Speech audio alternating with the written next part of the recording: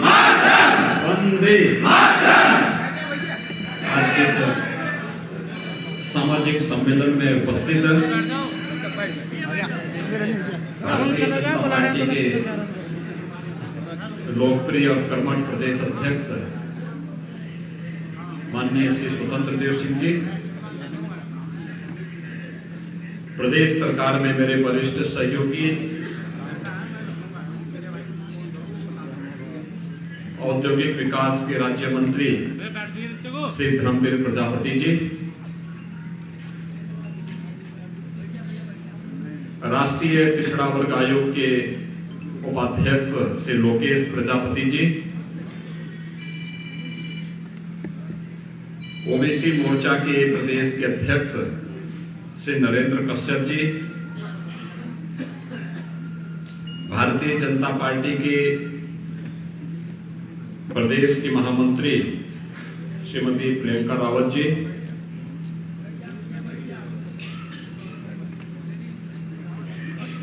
प्रदेश मंत्री श्री यशपाल गोला जी, श्री ब्रज बहादुर जी, संजय भाई पटेल जी और प्रदेश के कोने कोने से यहां पर उपस्थित आज के इस पहले सामाजिक सम्मेलन में उपस्थित प्रजापति समुदाय से जुड़े हुए हमारे सभी भाइयों बहनों, प्रदेश की राजधानी लखनऊ में मैं आप सबका हृदय से अभिनंदन करता हूं। विजयादशमी का आज दूसरा दिन है और पर्व और त्योहार को सकुशल संपन्न करने के बाद आज इस कार्यक्रम में समय से उपस्थित होना यह अपने आप में एक बहुत बड़ी चुनौती थी। मैं प्रदेश अध्यक्ष से इसी बारे में चर्चा कर रहा था। उस सब के बावजूद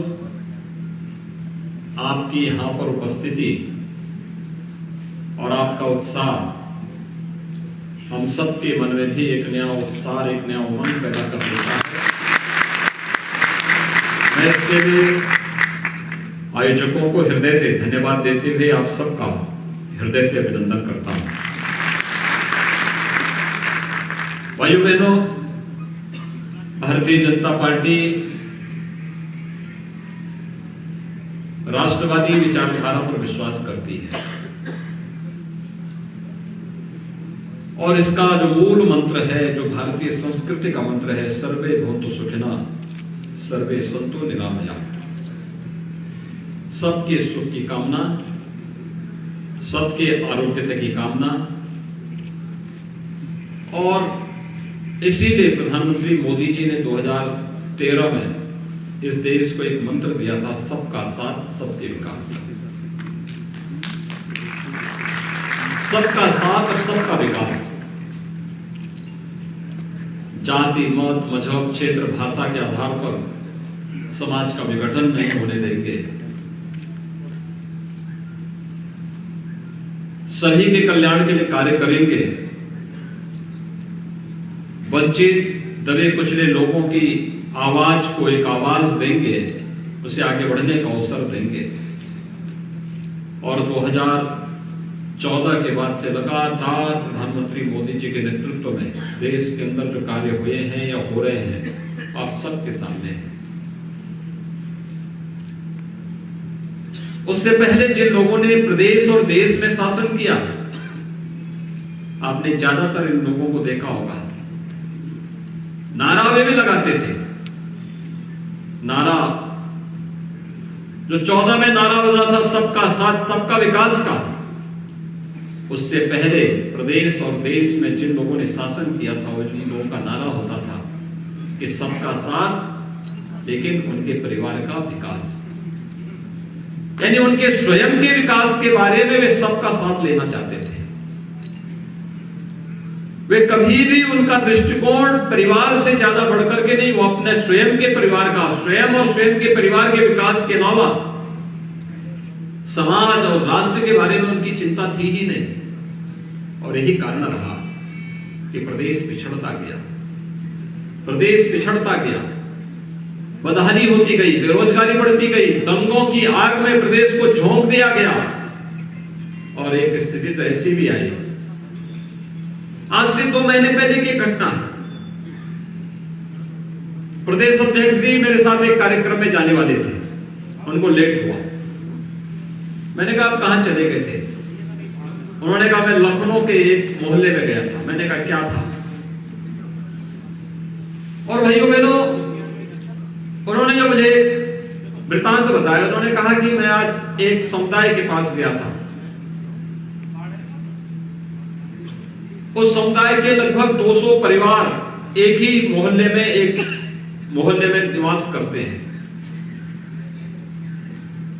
तो 3 साल पहले जब मैं गया था, 4 साल पहले गया था, बड़ी गरीबी थी, बदहाली थी। और इस बार गया तो उन लोगों के चेहरे पर एक नई मुस्कान थी। तो मैंने इस परिवार की सबसे बुजुर्ग महिला को प्रणाम करते हुए पूछा, माता जी क्या हालचाल है? तो माता जी ने कहा कि बहुत अच्छे हैं। उन्होंने कहा क्या ऐसा परिवर्तन आपको लगा? उसने कहा देखिए, पहले हम मिट्टी के बर्तन बनाते थे, बिकता नहीं था, पूरा पैसा नहीं मिलता था, और अब सरकार ने प्लास्टिक पे बैन कर दिया, मिट्टी फ्री कर दी, हमें इलेक्ट्रिक चाक मिल गया। जो बर्तन पहले हम एक दिन में हाथ के चाक से 60-70 तक बना पाते थे, अब वही बर्तन हम लोग इलेक्ट्रिक चाक से या सोलर चाक से 300-400 बना रहे हैं, मिट्टी फ्री में है। ये सभी परिवार के लोग इसी कार्य में लगे हुए हैं और आज इसकी डिमांड भी है, नई तकनीक भी मिल रही है, हमारा परिवार खुशहाल है। वो भारतीय जनता पार्टी के बूथ अध्यक्ष के जुड़ा हुआ परिवार था और इसलिए प्रदेश अध्यक्ष ने लखनऊ के अंदर की घटना है उसको मुझे बताया। तो मैं भी स्वयं मुझे इस बात की प्रसन्नता हुई कि शासन की एक योजना फलीभूत होकर के समाज के स्वावलंबन का आधार बन रही है। भाइयों बहनों, समाज में कोई भी व्यक्ति विपन्न रहता है या कमजोर रहता है तो समाज खुशहाल नहीं हो सकता।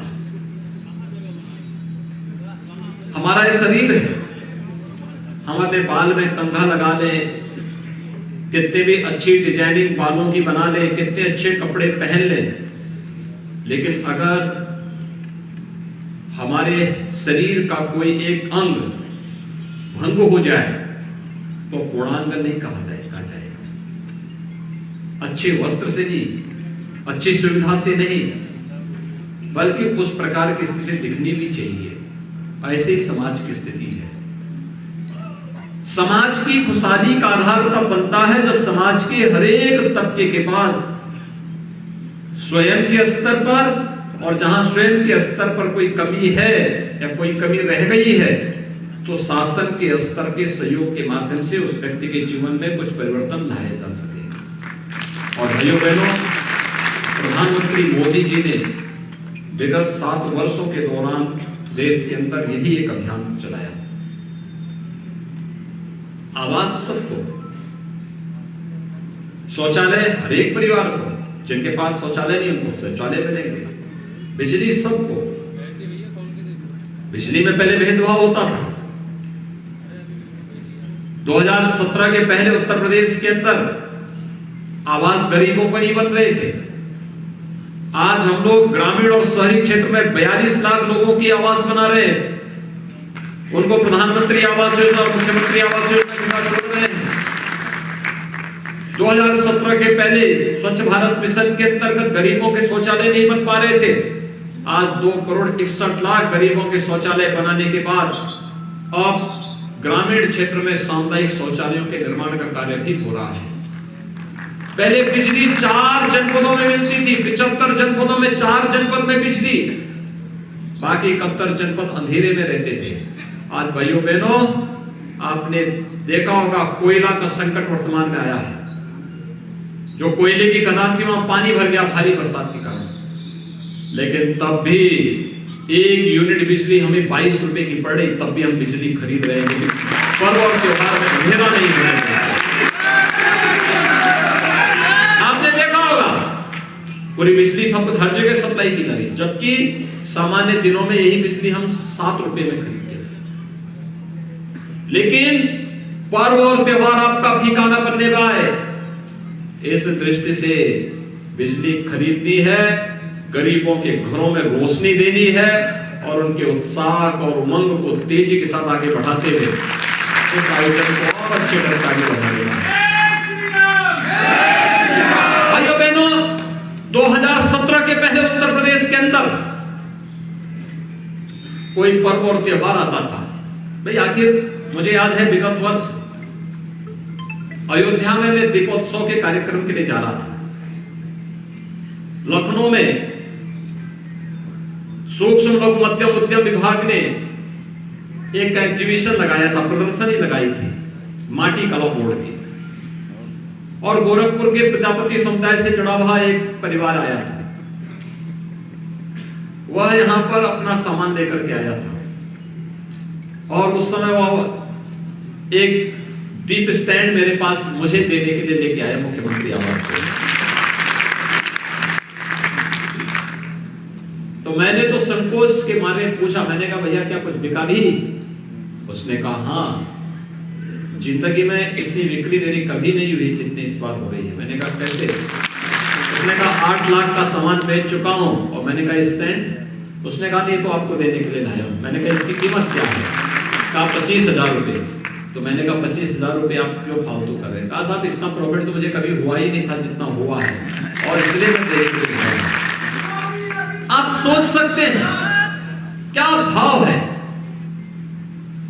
और यह पर्व और त्योहार ये तो पैसे कमाने के माध्यम बनते थे, व्यापक पैमाने पर खरीदारी होती है।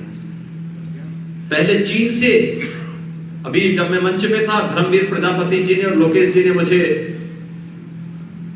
लक्ष्मी गणेश की प्रतिमा भेंट की, मुझे भी प्रदेश अध्यक्ष को भी। कितनी शानदार मूर्ति, कितनी शानदार मूर्ति। मूर्ति दर्शनीय है, देखने लायक है, व्यक्ति के मन में एक उत्साह जमकता है, एक ऊर्जा का संचार होता है, अपने देवी दर्शन के साक्षात अनुभव वहां पे होते हुए दिखाई देते हैं। इससे पहले ये मूर्ति कहां बनने लग गई थी? चीन में। चीन नास्तिक देश है, लेकिन वो लक्ष्मी गणेश की मूर्ति बनाने लग गया था। और वह मूर्ति भी ऐसे कि न उसका चेहरा है, न हाथ पैर है, यानी बिल्कुल बेढंगी मूर्ति बनाते थे। और मार्केट में मनमाना वसूली करके मुनाफा कमा के हो जाता था। हमारा प्रजापति समुदाय का भाई चुपचाप बैठे रह करके तमाशा देखता था। उसके पास काम नहीं होता था, उसके पास डिजाइनिंग नहीं होती थी, वो मिट्टी के लिए तरसता था, उसको ये लोग परेशान करते थे और उसमें हर प्रकार का उसका शोषण होता था। और तब हम लोगों ने माटी कला बोर्ड का गठन 2017 के बाद आने के बाद मुझे याद है जब माटी कला बोर्ड का गठन किया गया था, धर्मवीर प्रजापति जी को और अन्य उनके साथ जुड़े हुए सभी बंधुओं को बुलाया गया कि भैया इसका गठन होना कैसे चलेगा।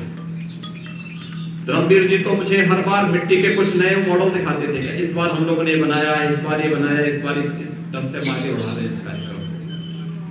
और मैं कहता था देखना मैं प्लास्टिक को बैन करने जा रहा हूं, बहुत हल्ला होगा, हंगामा होगा, लेकिन आप चिंता मत करना, आप लोग अपने मिट्टी के बर्तन को इस ढंग से डिजाइनिंग करें कि हर घर में पहुंच जाए और हर परिवार इसके साथ जुड़ जाए। क्योंकि प्लास्टिक तो बीमारी का कारण है, ये मनुष्य की भी बीमारी का कारण है, हमारी गौ माता की मौत का कारण भी है, और पर्यावरण को भी यह प्रदूषित करता है, इस धरती माता की बीमारी का कारण भी है। ये तमाम प्रकार की बीमारियां जिस प्लास्टिक से हो रही है, इस प्लास्टिक को बैन करना है, और इसको बैन करने के बाद हमें इसका विकल्प उपलब्ध कराना है। और मैं धन्यवाद दूंगा प्रजापति समुदाय के लोगों को, उन्होंने मेहनत किया, प्रशिक्षण लिया। माटी कला बोर्ड के पदाधिकारियों ने गांव-गांव में जाकर के उस कला को, क्योंकि ये तो स्वाभाविक आपके जीन्स में कला है, रचनात्मकता है। कला का मतलब रचनात्मकता है, और उस रचनात्मकता को समाज के सामने प्रस्तुत किया। आज आप देखते होंगे चीन की मूर्ति आनी बंद हो गई, अब दीपावली के दीपक भी यही बनने लग गए हैं, हर घर में बनने लग गए हैं, और उसमें भी नए नए डिजाइनिंग आ रही है। मुझे याद है 2017 में जब हमें दीपोत्सव का कार्यक्रम अयोध्या में करना था, तो दीपोत्सव के उस कार्यक्रम के लिए हमें 51,000 दीपक नहीं मिल पा रहे थे, और इस बार हम 9 लाख दीपक जलाएंगे अयोध्या में, मिट्टी के 9 लाख दीपक। और अयोध्या और उसके आसपास के जुड़े हुए प्रजापति समुदाय के लोग ही बना रहे हैं सभी दीपक। सरकार उनसे खरीदेगी, फिर दीपक जलाने का काम करेगी। मिट्टी पहले वर्ष दिक्कत हो रही थी, उससे पहले क्योंकि सरकारों ने तो सभी तालाब पोखरों पे कब्जा करवा दिया था। मुझे याद थी, मेरे पास गोरखपुर के प्रजापति समुदाय से जुड़े हुए लोग आए थे एक बार, टेराकोटा का बहुत अच्छा काम करते हैं। उन्होंने मुझे बताया था एक बार कि गांव की मिट्टी जहां से लोग लेते थे, सपा सरकार ने उसका पट्टा किसी दूसरे को कर दिया है, अब वो मिट्टी नहीं निकालने देता है। मैंने तब प्रशासन से काफी मेरा विवाद हुआ था कि आखिर इनको मिट्टी क्यों नहीं मिलेगी, मिट्टी मिलनी चाहिए। और हमारी सरकारें, हमने कहा अप्रैल से जून तक फ्री में हर तालाब प्रजापति समुदाय के लिए फ्री में मिट्टी निकालने के लिए, और कोई रोक टोक नहीं है, मिट्टी को इकट्ठा करके रखें और उसमें जरूरत के हिसाब से बर्तन बनाएं। आज समाज का एक जीवन चक्र जो चलता है एक दूसरे पर आश्रित होकर के, आज प्रजापति समुदाय से जुड़े हुए बहुत सारे लोग उस व्यवस्था के साथ जुड़ करके समाज स्वयं के स्वावलंबन के माध्यम से समाज के स्वावलंबन का कार्य कर रहे हैं। भाइयों बहनों, एक पक्ष यह आर्थिक पक्ष, और दूसरा पक्ष जो हमारा धार्मिक पक्ष है। पर्व और त्योहार आते थे, जब कमाई करनी है, जब आस्था का सम्मान करना है, तब प्रदेश में कर्फ्यू लग जाता था। कर्फ्यू, दंगा, बड़े बड़े दंगे, क्योंकि पिछली सरकार की फितरत ही दंगों में थी। वे दंगाइयों को प्रश्रय देती थी, वे दंगाइयों को हर प्रकार से प्रश्रय देकर आगे बढ़ाने का कार्य करते थे, और प्रदेश में दंगों से बहुसंख्यक समाज प्रताड़ित तो होता था, झूठे मुकदमे दर्ज होते थे। जो मूर्ति बनाता था उसकी मूर्ति नहीं बिकती थी, जो दिया बनाता था उसके दिया तोड़ दिया जाता था, और उसके बाद पर्व और त्योहार को अंधेरे में धकेल दिया जाता था। लेकिन भाइयों बहनों, विगत 4.5 वर्ष के अंदर आपने देखा होगा उत्तर प्रदेश में एक भी दंगा नहीं हुआ, और दंगाइयों को पहले दिन से संदेश देना, अगर दंगा करोगे तो अगली 7 पीढ़ी का पट्टा लिख करके जाना जो भरपाई करती रहेगी। और भाइयों बहनों, दंगा नहीं हो सकता प्रदेश में। पर्व और त्योहार किस खुशी के साथ मनाए जा रहे हैं। कल ही आपने देखा होगा उत्तर प्रदेश के अंदर, मैंने पूछा भी कितनी जगह मूर्ति रखी जाती है, तो मेरे पास जो सरकारी डाटा आए थे वो आए थे 41,000 स्थानों पे। आप सोचिए 41,000 मिट्टी की मूर्तियां रखी जाती हैं इतने स्थानों, ये तो रिकॉर्डेड है, और जो बिना रिकॉर्ड के इसकी संख्या कई ज्यादा है। मैंने कहा कहीं विवाद, कहा सब कहीं विवाद नहीं। मैंने कहा मूर्तियों का विसर्जन कल शाम को मैं जब इसकी समीक्षा कर रहा था, मैंने कहा 41,000 में से कितनी मूर्ति निकल गई है, तो शाम को मुझे 6 बजे बताया गया कि 32,000 मूर्तियों का सकुशल अब तक विसर्जन हो चुका है। अब ये विसर्जन अभी 1 सप्ताह तक अलग अलग तिथियों में अलग अलग स्थानों में होता है, ये क्रम चलता रहेगा। आखिर ये 42,000 से अधिक जो मूर्तियां बनाई गई होंगी, ये भी तो किसी आप जैसे कलाकारों ने बनाई होंगी। कितने लोगों को रोजगार मिला होगा, और रोजगार उसी में नहीं, रोजगार दीपक भी जले होंगे, उसमें भी रोजगार मिला होगा। जिन लोगों ने सजावट की होगी, किसी ने कपड़ा, किसी ने वहां पर श्रृंगार के लिए सामग्री, किसी ने कुछ अन्य सामग्री, कितने लोगों को रोजगार मिला होगा। कलाकार जो आए होंगे, मूर्ति को आरती गाने के लिए भी, पूजा करने वाले को भी काम मिला होगा। वहां पर बिजली लगाने वाले को भी काम मिला होगा, पंडाल लगाने वाले को भी इसी बहाने काम मिल गया होगा। कितना जीवन चक्र बना हुआ है, इतने लोगों को रोजगार के साथ जोड़ने का एक माध्यम ये बना होगा। और ये रोजगार का माध्यम बनने के साथ साथ सकुशल पर्व और त्योहार किस तरीके से संपन्न हो रहे हैं, आपने अभी विजयादशमी को देखा होगा, नवरात्रि में देखा होगा। शारदीय नवरात्रि का पर्व कितनी भव्यता के साथ, कितनी सुंदरता के साथ, यानी आपके उत्साह और उमंग के सामने कोरोना भी फेल हो गया। पूरी दुनिया को तबाह करने वाला कोरोना आपके उत्साह और आपके उमंग के सामने फेल होता हुआ दिखाई दिया, जब शारदीय नवरात्रि को और विजयादशमी के इस आयोजन को पूरी भव्यता के साथ संपन्न करके उत्तर प्रदेश ने बता दिया कि नहीं, अगर उत्साह और उमंग है, हम सभी नियमों का पालन करेंगे तो कोरोना अपने आप फेल हो जाएगा। भाइयों बहनों, आज यही कहने के लिए मैं आपके बीच आया हूं। जैसे एक मूर्ति कला से जुड़े हुए, एक माटी कला बोर्ड से जुड़े हुए कार्य को एक समुदाय कर रहा है, लेकिन उसमें केवल समुदाय ही नहीं जुड़ा हुआ है, पूरा समाज जुड़ा हुआ है, पूरे समाज का जीवन चक्र जुड़ा हुआ है। हर एक की उस व्यवस्था के साथ जुड़ाव यही जीवन चक्र है। और उस जीवन चक्र के साथ फिर प्रदेश की अर्थव्यवस्था भी जुड़ जाती है, प्रदेश का सम्मान और स्वावलंबन भी जुड़ जाता है। और प्रजापति समुदाय उसी एक माटी कला से जुड़ा हुआ समुदाय है, जिसने अपनी माटी से जुड़ करके अपनी रचनात्मकता के माध्यम से न केवल अर्थव्यवस्था को बल्कि धर्म की आस्था का भी सम्मान देकर के उसे आगे बढ़ाने के लिए अपने आप को पूरी मजबूती के साथ, पूरी जीवन को समर्पित करके इस भाव के साथ जोड़ा है। धर्म अर्थ की इस पूरी व्यवस्था को आगे बढ़ाते हुए जो कार्य आज आपके द्वारा संपन्न किया जा रहा है, यह अभिनंदनीय है। मैं इस अवसर पर आज आप सभी पहले समुदाय का यहाँ पर सामाजिक सम्मेलन यहाँ पर आयोजित किया गया है, मैं इसके लिए आयोजकों का हृदय से धन्यवाद देता हूं और अभिनंदन भी करता हूं।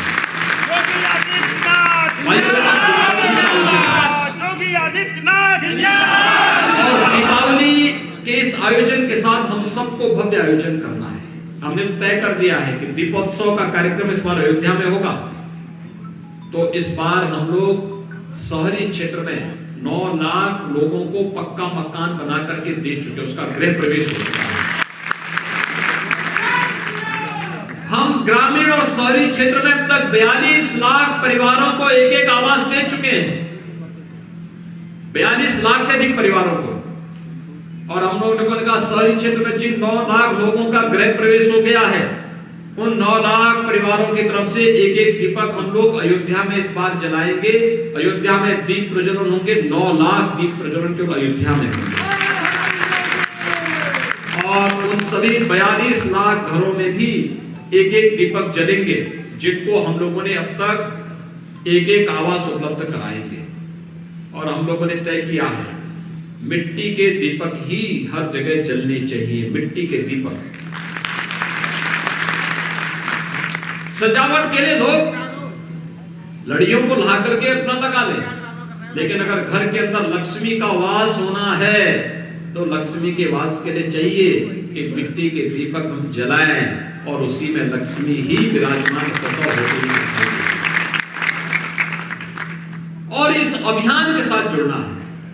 दूसरा, दीपावली के अवसर पर हमें एक कार्यक्रम को और देखना है।